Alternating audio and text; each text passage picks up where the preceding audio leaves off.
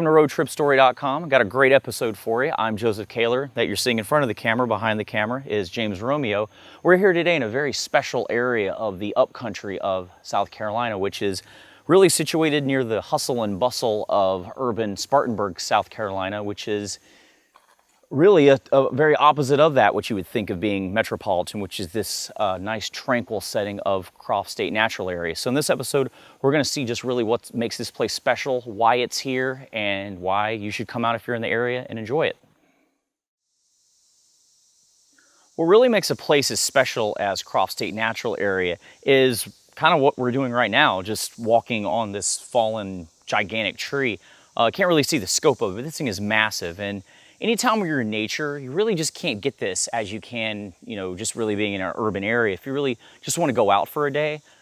Well, the great thing about parks like this is that you don't have to go to, like, say, the Everglades or go to the Grand Tetons. You can actually go to places, if you're, like, say, in Spartanburg, South Carolina, you can go somewhere that's very close to home if you just want a really quick day trip and just find just little things like this in life that really make you just become one with nature, even if it just is for a few hours. Well, if you've ever been to an equestrian event, you know exactly where I'm standing at, and you know exactly what this barrel is used for.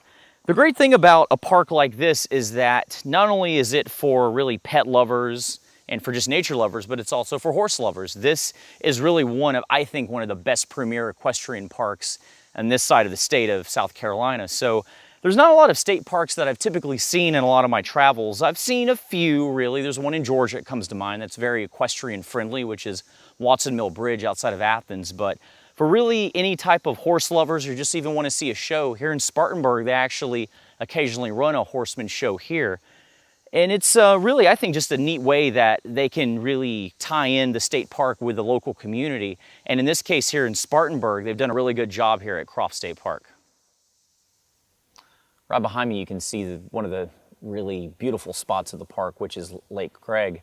And one thing I like about this park is that not only for the lake, but what's also around it. Miles of trails that actually meander around the lake itself. And this particular park itself has been around, really Spartanburg local favorite since the late 40s. This actually used to be an infantry training camp that was closed down and given to the state, which really evolved into the state park in the late 40s when it was reverted to that. So at this park, you can do a lot of activities such as boating, swimming, or what I'm doing here, just enjoying the nice view of the lake. So we've seen all that Croft State Park has to offer. So this little sampling in this episode, hope this will inspire you to check out this great area when you're in the Spartanburg or really in the upcountry South Carolina area. So for Joseph Kaler and James Romeo, this has been RoadTripStory.com. And before we leave, just wanted to let you know that we've got plenty other episodes and plenty other road trip stories on our website as well as on our YouTube channel. So for now, we'll see you later.